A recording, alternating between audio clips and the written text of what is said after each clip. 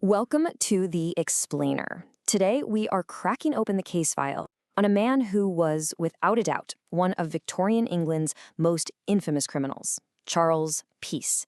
We're going to be looking at his story through the incredible lens of H.B. Irving's classic study, A Book of Remarkable Criminals, to try and understand a man who was somehow both a celebrated artist and a cold-blooded killer. Right off the bat, Irving doesn't start with mugshots or a list of crimes. He starts with this really powerful philosophical idea. He's suggesting that the potential to commit a crime isn't some strange thing that only exists in other people. No, he says it's a seed that's inside every single one of us. And whether that seed grows or not, well, that's down to a mysterious combination of our own character and pure chance. You have to remember, back in Irving's day, the popular scientific theory was that criminals were basically a different kind of human, an evolutionary throwback. Criminologists like Lombroso argued you could spot them by their physical features. But Irving pushes back, and he pushes back hard. He argues that if you actually go into a prison, the people you find are, well, they're unnervingly normal, maybe a little less physically fit, but he points out that's probably just because of the environment they live in. And this quote from an English judge just perfectly captures Irving's whole argument. Crime isn't the work of some monster from another world. It's what happens when regular human passions, greed, love, revenge, all the stuff we feel, get pushed by circumstance. The line between being a law-abiding citizen and a criminal is terrifyingly thin. It's a humbling thought, and it sets the stage perfectly for the man we're about to meet. So, let's meet our subject, Charles Peace. He is the perfect, and I mean perfect, embodiment of Irving's theory. This was a man who lived at this dizzying intersection of the totally normal and the absolutely monstrous. I mean, just think about the sheer mental discipline it would take to pull this off. This wasn't just a simple disguise he put on, it was a completely separate, fully realized life. By day, in the perfectly respectable suburb of Blackheath, he was Mr. Thompson, a quiet guy, totally devoted to his little hobbies. But when the sun went down, that whole persona just melted away, and Charles Peace, the master burglar, went to work. And let's be clear, Peace saw burglary as a high art. This was not some petty thief smashing a window. He was a professional. He had professional tools, and his break-ins were called plundering adventures. For jobs that were a little further away, he even had a pony and a trap. And get this, the story goes that he was so devoted to his pony, Tommy, that when the animal got sick, Peace nursed him with just constant, unremitting care.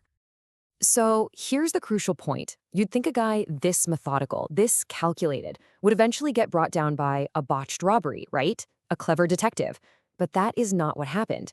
His entire world came crashing down because of something far more primal. Something that goes right back to Irving's idea about those universal human passions. Now, Irving makes this really fascinating distinction about the crime that finally sealed Peace's fate. He calls it a crime passionnel, a crime of passion.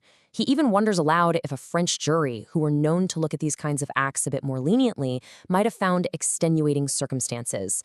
In other words, this wasn't business. For Peace, this had become deeply, deeply personal.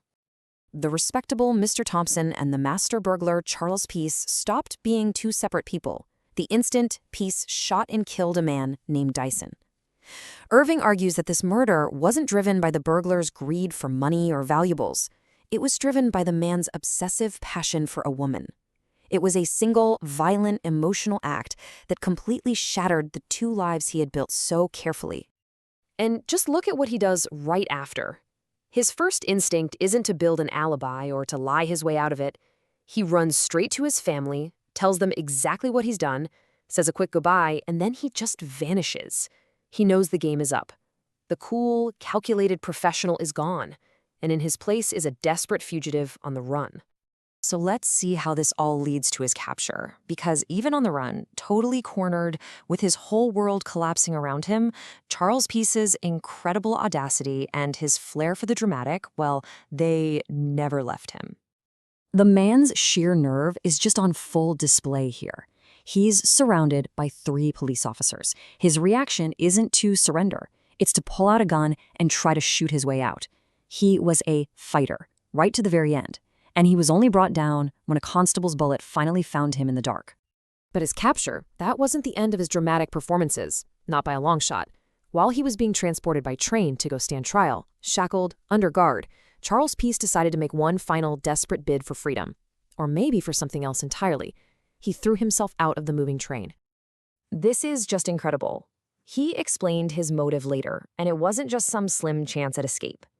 He had hidden little pieces of paper on his body that had his family's address. He was hoping the train would kill him, that an inquest would be held, and that his body would be sent home for a proper burial. It was a plan for a very specific, almost sentimental ending, not just a chaotic escape. So he survives the fall, and in his final days, in the condemned cell, facing certain execution, the criminal side of Charles Peace just seemed to recede. And what emerged in its place was the artist, the respectable Mr. Thompson, who then set about orchestrating his own legacy. I mean, while most men facing the gallows might turn to religion, Peace turned back to his craft. He spent his last hours designing this elaborate monument for his own grave. He built a model boat, and he even gave his family business advice on how to make money off his creations after he was gone. He was literally curating the final exhibition of his life's work. And this wasn't just the delusion of a condemned man. His work actually had real merit.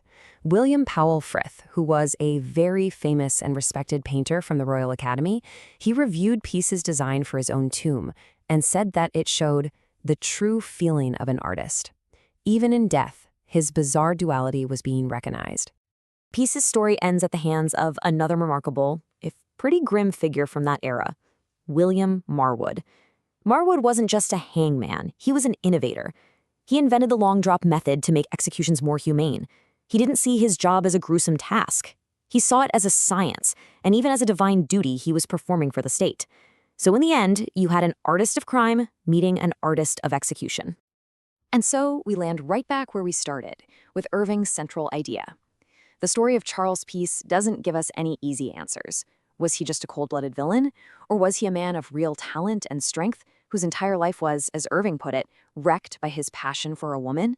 His case forces us to throw out the simple labels and instead just confront the complicated, contradictory, and sometimes criminal potential that lies deep within human nature itself.